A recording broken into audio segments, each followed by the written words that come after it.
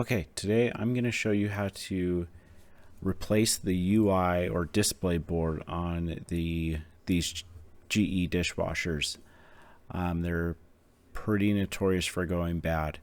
So in order to do that, you're going to need to pull the dishwasher out a little bit, and you're going to pull the door cables off.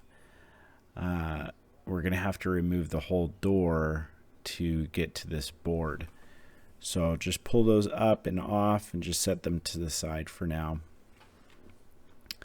Next, I've already got it undone there, but the harness that goes up to the UI board needs to be disconnected from the main control board, which is down below here. So it attaches right into the main bottom of the main control board right there, and you just disconnect that. Next, it's mounted with a harness clip to the bottom of the dishwasher, and you're just going to pull that free. Next, you're going to have to, at this point, you can pull the door off. So you've got to pull the door up and kind of jimmy it around and pulling it towards you at the same time. It'll just kind of pop off. Once it does, then you're good there. You're going to have to flip the door upside down. And here are two screws that you need to take off. It's not the top screws here, but the lower screws down further inside the door.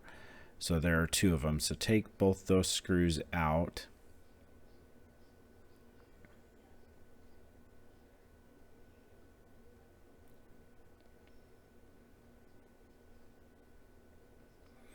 Once those screws are out, then you're going to take the door and lay it down. We've got to take the vent cover cap off, which just twists off. So get a flathead screwdriver or needle nose pliers and just twist it off. So it'll just, the screws on and off. So just loosen it up, and then it just pulls out. So the inner part will slide this way, the stainless will stay in place or go that way. Just kind of pull it up, and then the whole thing lifts apart. Okay, so it's held in by these tabs that are on the frame, and so you're slipping it away from off of those tabs, and the whole thing will lift up.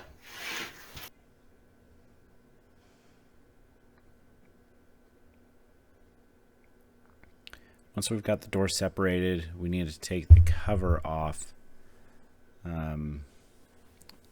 of the display panel.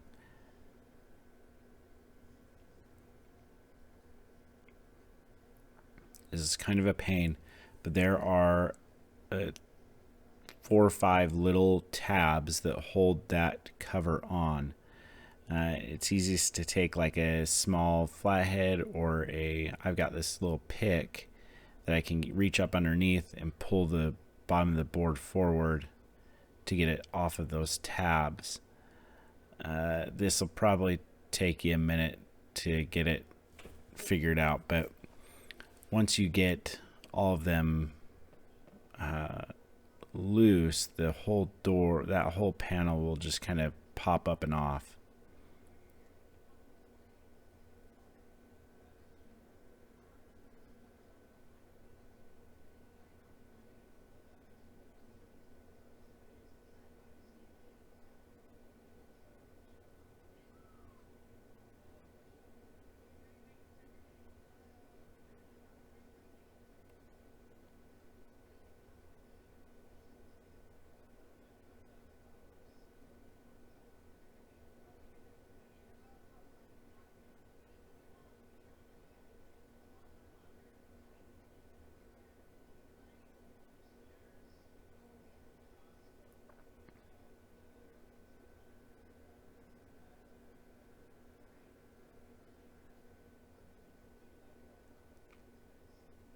Okay, once that's off, you have access to the display board. It's pretty straightforward. There are 4 screws that hold that on there. Just take off the 4 screws, kind of compare the new one to the old one, make sure it looks the same and it lines up the same way.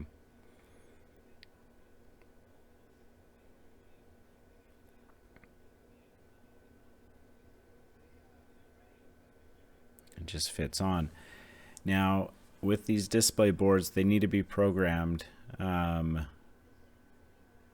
So what it comes with some programming instructions.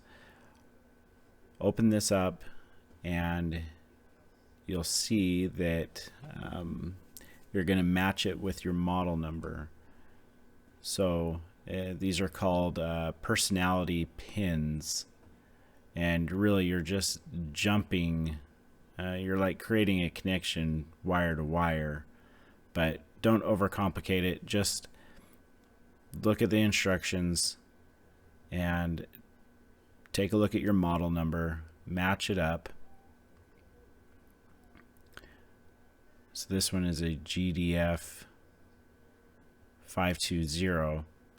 So when you look at that, GDF 520, it on this particular model, it's personality setting 15. And if you're looking at the pins on the new board, they've already preset this to personality 15. So I actually don't have to change any of those.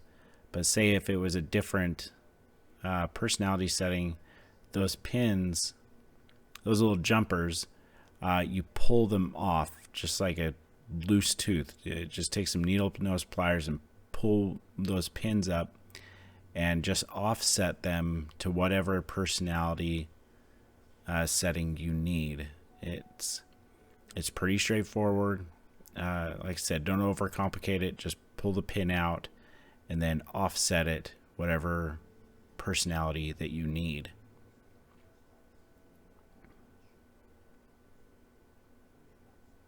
Some of these boards don't have this paperwork inside of it, and they actually don't even have you don't have to set the personality setting. So if your board doesn't come with it, then you most likely don't need to worry about it. But most of the ones recently are now coming as a universal board where you set the personality setting. So from there, you just install the board back in the way it came out, and you will just repeat the process backwards. Just put it all back together. Now, a quick thing on these is that normally when I do these display boards, it means I've got to also replace the main control board. Just to kind of show you where that's at, it's down located behind the kick panel, and it has 2 screws that hold it in place. And so right there is one of the screws, and you have another screw on the other side. That allows the cover that holds it in place to pop down, and then you can access the main control board from there. And that's a pretty straightforward swap out. There's no personality settings. You don't have to program this board or anything like that. The issues that we're having with these is that it powers off and it won't power back on. Sometimes you can reset the breaker and it will turn back on by itself, but it only lasts a little while. And so what you're getting is that customers will just say it just won't start. It won't power on. And you can go through and you can replace one or other of the boards, but from my experience, it's best just to replace both of them. I've replaced one before. I've replaced either one, and I end up always having to come back and replace both of them at the same time. Sometimes you'll get it where the start light will flash at you. And you'll think it's the door lock when it's really actually these boards. So just keep that in mind. But one of the more complicated repairs, but once you get it down, it just goes pretty easy. So, yep, there you have it.